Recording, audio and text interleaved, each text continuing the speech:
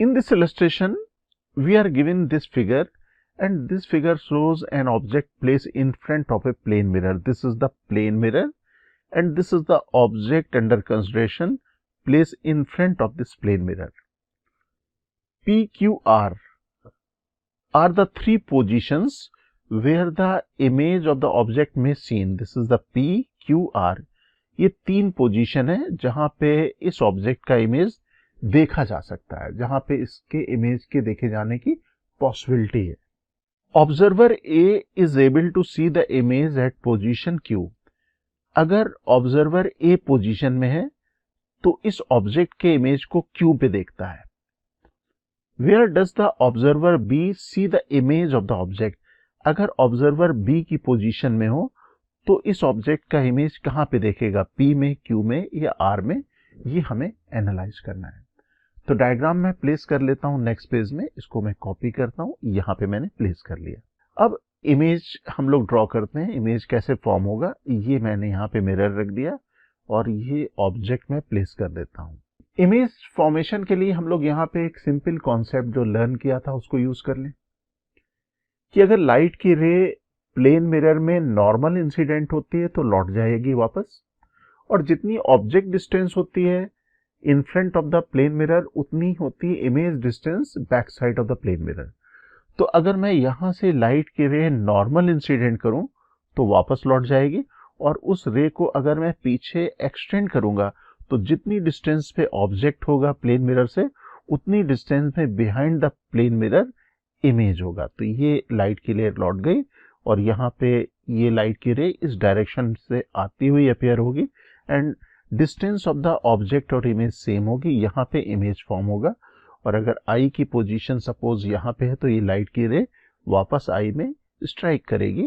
That means ये जो आई ए position में है उसका इमेज यहाँ पे देखेगा, दैट इज पोजीशन क्यू में. और ऐसा क्वेश्चन में कहा भी जा रहा था. लेकिन अगर ऑब्जर्वर बी पोजीशन में है, अगर हम लोग इसे यहां कहीं से देख रहे हैं तो पोजीशन बी में रेज पहुंचनी चाहिए. कहां से, ऑब्जेक्ट से. तो अगर मैं ऑब्जेक्ट से लाइट की रेज इंसिडेंट कराऊं प्लेन मिरर पे तो रिफ्लेक्ट होने के बाद इस डायरेक्शन में आनी जरूरी है. अगर इस डायरेक्शन में आ रही होंगी तो हम लोग कहेंगे इमेज. अगर उन लाइट की रेज को अगर पीछे की तरफ एक्सटेंड करेंगे तो जहां पे मीट करेंगे वहां पे इमेज बनेगा. तो अगर मैं लाइट की रेज लेता हूं कि यहाँ पे आइज तक पहुंच जाए तो मैं यहां से इंसिडेंट करा दूं तो आइज तक पहुंच रही हैं. आप यहाँ पे देख सकते हो लाइट की रेज प्लेन मिरर से इंसिडेंट करने के बाद डाइवर्ज हो गई, फैल गई. अगर इन रेज को पीछे की तरफ एक्सटेंड करेंगे तो यहाँ पे मीट करेंगे.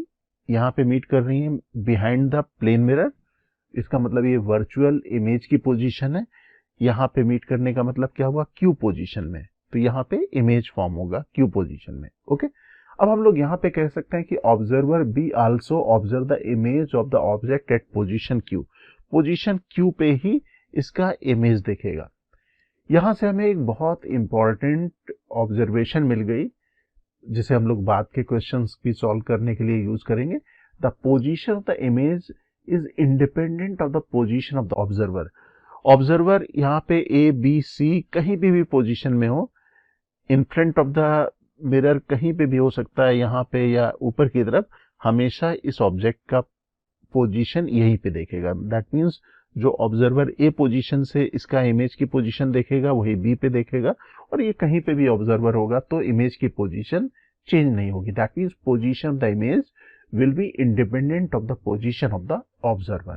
Now let us take one more illustration. In this illustration we are given two plane mirrors M1 and M2 are inclined at angle theta. M1 और M2 ये दोनों प्लेन मिरर हैं और थीटा डिग्री पे inclined है. A light ray incident traveling parallel to the surface of mirror M2 and incident on mirror M1. ये जो light की रे है ये M2 मिरर के सरफेस के पैरेलल आ रही है और M1 मिरर में इंसिडेंट होती है. What should be the value of theta. ये थीटा की वैल्यू हम लोगों को बतलानी है सो दैट द लाइट रे retraces its path after third reflection. हम लोगों को थीटा की वैल्यू बतलानी है कि लाइट की रे तीसरी बार रिफ्लेक्शन के बाद अपने पाथ को रिट्रेस कर लें। Okay, this is the question. हम लोगों को प्लेन मिरर के बारे में एक बहुत इंपॉर्टेंट इंफॉर्मेशन मालूम है कि अगर कोई लाइट की रे किसी प्लेन मिरर में नॉर्मल इंसिडेंट होगी तो वो अपने पाथ को रिट्रेस कर लेगी। क्यों? क्योंकि अगर लाइट की रे नॉर्मल डायरेक्शन में आ रही है तो एंगल ऑफ इंसिडेंस जीरो होगा और लॉज ऑफ रिफ्लेक्शन के अकॉर्डिंग एंगल ऑफ रिफ्लेक्शन भी जीरो होगा, इसीलिए वो अपने पाथ को रिट्रेस कर लेगी। ओके, तो हम लोग यहाँ पे कह सकते हैं कि इफ लाइट रे retraces its path it should strike one of the mirror normally. किसी एक मिरर में उसका नॉर्मल इंसिडेंस होना जरूरी है। सपोज मैंने ये मिरर ले लिए M1 M2 और लाइट की रे आ रही है M2 के पैरेलल और स्ट्राइक करती है M1 को। सपोज ये नॉर्मल इंसिडेंट ही हो रहा है तो ये वापस लौट जाएगी। लेकिन इस पर्टिकुलर केस में इसका रिफ्लेक्शन फर्स्ट टाइम यहाँ पे हुआ, सेकेंड टाइम यहाँ पे हुआ, दैट मीन्स रिफ्लेक्शन 2 बार हुआ। It is not required. हमें तीसरी बार रिफ्लेक्शन के बाद लाइट की रे को रिट्रेस कराना है। तो तीसरी बार रिफ्लेक्शन तब पॉसिबल है कि लाइट की रे नॉर्मल इंसिडेंट ना हो, किसी एंगल पे इस तरह से आए और यहाँ पे आने के बाद ये टर्न हो जाए और नॉर्मल इंसिडेंट यहाँ पे हो। तो अब मैं इस सिचुएशन को ड्रॉ कर लेता हूँ। ये है लाइट की रे आएगी, किसी एंगल पे यहाँ पे इंक्लाइंड होगी और ये नॉर्मल इंसिडेंट होगा। यहाँ पे नॉर्मल इंसिडेंट होगा तो यहाँ रिफ्लेक्शन 1, रिफ्लेक्शन 2 एंड रिफ्लेक्शन 3। तीसरी बार रिफ्लेक्शन के बाद ये वापस चली जाएगी, अपने पाथ को रिट्रेस कर लेगी। ओके, अब यहाँ पे हम लोगों को थीटा डिग्री मालूम करना है। हम लोग यहाँ पे नॉर्मल ड्रॉ कर दें N1, यहाँ पे N2 और यहाँ पे N3 नॉर्मल हम लोग ड्रॉ कर दें। दिस एंगल इज थीटा और ये जो लाइट की रे है सरफेस के पैरेलल है, that means this angle should also be theta. अगर ये थीटा है, ये 90 डिग्री है तो 90 माइनस थीटा ये हो जाएगा और लॉ ऑफ रिफ्लेक्शन के अकॉर्डिंग 90 माइनस थीटा ये भी हो जाएगा। This angle is 90 degree, that means this angle is theta. यहाँ पे एंगल थीटा हो जाएगा और आप यहाँ पे देखेंगे this angle is 90 degree, N3 पे यहाँ पे जो बनेगा 90 डिग्री और ये थीटा है, that means this should be 90 minus theta. यहाँ पे भी 90 माइनस थीटा होगा, that means this angle should be equal to 2 theta. अब यहाँ पे आप ये ट्रायंगल देख सकते हो, ये वाला ट्रायंगल। इस ट्रायंगल में थीटा 2 थीटा और दिस 90 डिग्री, और हम लोगों को मालूम है कि summation of the triangles in any summation of the angle in any triangle should be equal to 180 degree. तो अगर मैं यहाँ पे इस ट्रायंगल को देखता हूँ N1, N2, N3, तो जितने भी एंगल्स हैं इनका समेशन 180 डिग्री होना चाहिए। That means theta plus 90 plus 2 theta should be equal to 180 degree. अब 3 theta plus 90 equal to 180 degree, 3 theta equal to 90, that means theta is equal to 30 degree. Theta की value यहाँ पे आ जाएगी 30 degree. Coming illustration is an interesting illustration. Suppose आप किसी plane mirror के सामने खड़े हो, प्लेन मिरर किसी वॉल में अटैच हो, आप अपने कंप्लीट हाइट को मिरर के थ्रू देखना चाह रहे हो, तो what should be the minimum length of the और minimum height of the mirror, ये हम लोग लर्न करने जा रहे हैं कमिंग इलस्ट्रेशन में। तो चलते हैं नेक्स्ट इलस्ट्रेशन में। In this illustration, it is given a man is standing in front of a plane mirror. एक आदमी प्लेन मिरर के सामने खड़ा हुआ है। What is the minimum mirror height that is necessary for him to see his full image? इसको अपने complete image को देखने के लिए मिनिमम कितनी हाइट ऑफ मिरर की जरूरत पड़ेगी। तो सपोज मैं यहाँ पे एक प्लेन मिरर वॉल के अलोंग प्लेस कर देता हूं और उसके सामने एक आदमी को खड़ा कर देता हूं इस तरह से। यहाँ पे आदमी खड़ा हुआ है प्लेन मिरर के सामने। अभी मैंने प्लेन मिरर की जो हाइट ली हुई है वो मैन की हाइट से भी ज्यादा दिखलाई हुई है। ओके, बाद में हम लोग डिसाइड करेंगे कि मिनिमम हाइट कितनी होनी चाहिए। सपोज मैं एक एक्सट्रीम रे कंसीडर करता हूं जो इसके पैरों से चलेगी और इसके आई तक पहुंचना है, राइट। तो मैं यहाँ पे एफ पॉइंट ले लेता हूं और एक लाइट की रे यहां से इंसिडेंट करता हूं मिरर में। सपोज ये लाइट की रे इंसिडेंट हुई बी पे, ये मिरर के साथ इंटरेक्ट कर रही है। अगर बी पे मैं नॉर्मल ड्रॉ कर दूं तो लॉज ऑफ रिफ्लेक्शन के according angle of incidence should be equal to angle of reflection. Suppose ये मैंने नॉर्मल ड्रॉ किया, this is the angle of incidence, तो एंगल ऑफ रिफ्लेक्शन होगा नॉर्मल के दूसरी साइड में उतने ही एंगल थीटा पे ये लाइट की रे रिफ्लेक्ट हो जाएगी और it will appear to come from this point. और हम लोग जैसी प्रॉपर्टी जानते हैं मिरर की कि जितनी डिस्टेंस होगी ऑब्जेक्ट की मिरर से उतनी डिस्टेंस होगी इमेज की भी मिरर से बैक साइड में। तो अगर F से A की डिस्टेंस हम लोग अगर कोई भी L कंसीडर कर लें तो यहाँ से L डिस्टेंस पे इसका इमेज, इसके पैरों का इमेज बनेगा। That is okay. अब हम लोग आंखों के बारे में बात कर लें। Suppose E is the position of I. अगर मैं E से एक लाइट की रे मिरर के नॉर्मल इंसिडेंट करूं तो प्लेन मिरर की प्रॉपर्टी है कि नॉर्मल रे जो इंसिडेंट होगी प्लेन मिरर में वो वापस लौट आएगी। तो यहां से अगर लाइट की रे मैं इंसिडेंट करता हूं इस तरह से तो ये वापस लौट आएगी। और इसको अगर मैं एक्सटेंड कर दूं तो जितनी डिस्टेंस है आई की प्लेन मिरर से दैट इज EC, उतनी डिस्टेंस बैकवर्ड डायरेक्शन में आई का इमेज फॉर्म होगा। तो यहाँ कहीं आई का इमेज फॉर्म होगा। तो इस तरीके से ये मैन का इमेज आई से लेके इसके पैरों तक का इमेज मैन देख पाएगा। तो मैंने यहां तक तो डायग्राम ड्रॉ कर दिया। अब अगर आप यहां देखें कि लाइट की रे अगर जो पैरों से चलेगी तो अगर मैं इसके और भी लाइट की रे ले लेता तो ये ऐसे कहीं चली जाती। अगर मैं लाइट की रे को यहां पे इंसिडेंट करता तो लाइट की रे रिफ्लेक्ट होके कुछ इस तरह से जाती।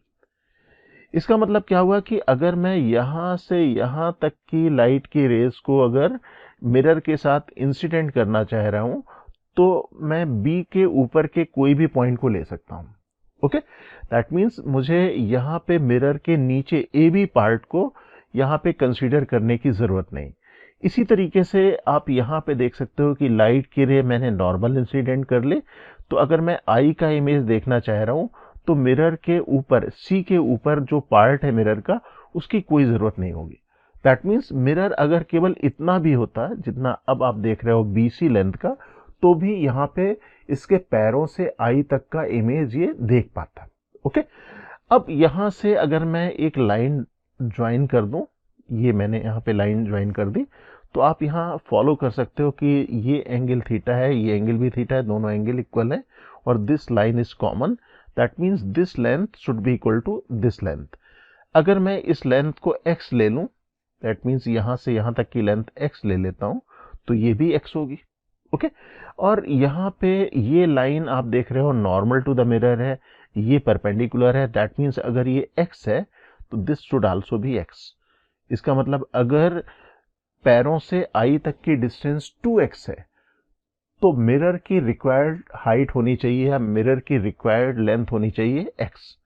तो ये हमारे पास जो लेंथ आएगी मिरर की required length that is equal to x। Okay, अब हम लोग यहाँ पे आंखों से ऊपर की बात करते हैं। सपोज E से हेड तक के पार्ट की बात करें, यहाँ पे मैं डायग्राम ड्रॉ कर लेता हूँ, इनलार्ज कर लेता हूँ। सपोज अब मैं आंखों से सिर तक के पार्ट को देखना चाह रहा हूँ। अभी आंखों से नीचे तक के पार्ट को हम लोगों ने कवर कर लिया, अब हम लोग आंखों से सिर तक के पार्ट को देखना चाह रहे हैं। सपोज ये मैंने E लिख दिया, ये मैंने H लिख दिया। E से S तक की इमेज को आप लोग देखना चाह रहे हैं मिरर के थ्रू। मिरर, प्लेन मिरर यहाँ रखा हुआ है। लाइट की रे अगर मैं S से इंसिडेंट करता हूँ, यहां से इंसिडेंट करता हूँ, यहां अगर नॉर्मल ड्रॉ करूं तो जितना एंगल ऑफ इंसिडेंट होगा उतना एंगल ऑफ रिफ्लेक्शन होगा। तो इस तरह से आई में इंसिडेंट हो सकती है। मतलब सिर की पोजीशन की, सिर की टॉप की पोजीशन को आंखों से देखा जा सकता है। यहां पे मैं पैरेलल लाइन ड्रॉ कर देता हूं। दैट मीन्स अगर कोई रेज अगर चलेंगी भी तो वापस लौट जाएंगी, अगर नहीं भी करें तो हम लोग यहाँ पे इतने पार्ट को समझ सकते हैं कि हेड से जो लाइट की रेज चलेंगी और आईज तक पहुंच जाएंगी। लेकिन अगर मान लो इस लेंथ को मैंने y लिया, इस लेंथ को भी मैंने y लिया। ओके, अब यहाँ पे आप देख सकते हो कि इसके नीचे वाले पार्ट को, जहां पे मैंने पेन अभी चलाया हुआ है, अगर मिरर का इतना पार्ट अगर नहीं भी होता तो भी हम लोग ये इमेज देख पाते, हेड के टॉप पॉइंट का इमेज देख पाते। इसी तरीके से यहाँ पे नॉर्मल के ऊपर के पार्ट का भी अगर मिरर नहीं होता तो भी हम लोग कंप्लीट इमेज देख पाते। दैट मीन्स मिरर का केवल इतना सेक्शन होता तो भी हम लोग कंप्लीट इमेज हेड से आई तक की इमेज को देख पाते हैं। दैट मीन्स अगर मैं इतना पार्ट ले लूं तो मुझे मिरर की जरूरत है, मिरर की हाइट की जरूरत है y। ये वाले पार्ट को मैं हटा भी दूं तो मुझे इतने पार्ट की मिरर की जरूरत है। इट मीन्स हेड से आई तक की जो डिस्टेंस है 2y, उसको देखने के लिए हमें लेंथ ऑफ द मिरर की जरूरत है y। इसका मतलब अगर मैन की टोटल हाइट है 2x plus 2y, that means x plus y multiplied by 2, then length of the mirror required should be equal to x plus y। तो अगर मैन की हाइट है x plus y multiplied by 2, then required height of the mirror should be equal to x plus y। x plus y जो man की height है उसकी half है। इसका मतलब अगर आप कंप्लीट इमेज देखना चाह रहे हो मैन का, तो height of the mirror, minimum height of the mirror should be half the height. तो अगर आपकी हाइट है सपोज 6 फीट, तो आपको मिनिमम 3 फीट के मिरर की जरूरत पड़ेगी अगर आप पूरा इमेज देखना चाह रहे हो।